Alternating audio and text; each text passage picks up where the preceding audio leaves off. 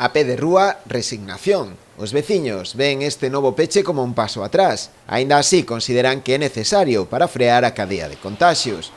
A partir de mañá non se poderá entrar nin saír do municipio sen unha causa xustificada. A hostalería deberá pechar e as xuntanzas só estarán permitidas para persoas convivintes. Si hai que facelo, hai que facelo. É unha ruína, pero que lle vamos a facer? Ten que ser, porque isto no Puebla estes días foi moito. Cada vez, se non collen medidas, iremos a peor. E medidas, a xuventud non a colle, e nós tampouco, e non temos medo hasta que nos chegue. A ver, es un pueblo pequeño y estamos, pues yo qué sé, es que esto es dar un paso atrás, la verdad. Fastidiada e preocupación, que a economía vai investir uns pouquinho a pouco, vai para baixo e todo. Era de esperar, ahora tenemos que esperar todavía a que pase o de Semana Santa. Cando pase o de Semana Santa veremos de verdade o que temos. E de novo, a hostalería será un dos sectores máis prexudicados por esta medida.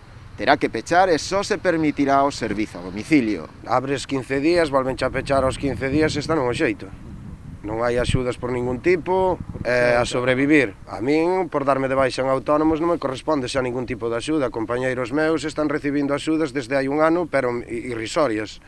Isto non é maneira de subsistir. Van o verán, pasa a Semana Santa, volven a abrir cando veña outra festa e volve a caer no mismo. Situación delicada de nuevo para la hostelería, otra vuelta atrás y bueno, intentar solucionar rápido. Esperemos que los casos bajen rapidito y podamos volver.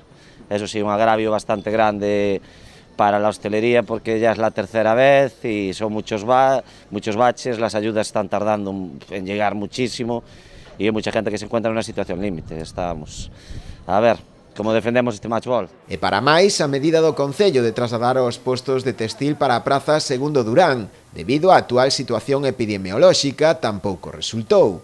Apenas 4 postos decidiron montar no novo emprazamento, algo que non entenden dende o equipo de goberno. É unha solución que ten todas as garantías de seguridade, iba a estar controlado tanto por presencia da Policía Local, de Seguridade Privada, iba a estar tamén Protección Civil, pero parece que os vendedores non lles convenceu a proposta. Solamente, bueno, uns poucos postos se decidiron montar, o resto viñeron e marcharon. Non entendemos a súa postura. Vendo o resultado, o Concello terá que estudar a fondo de novo este traslado. Este primeiro intento non obtivo o éxito agardado.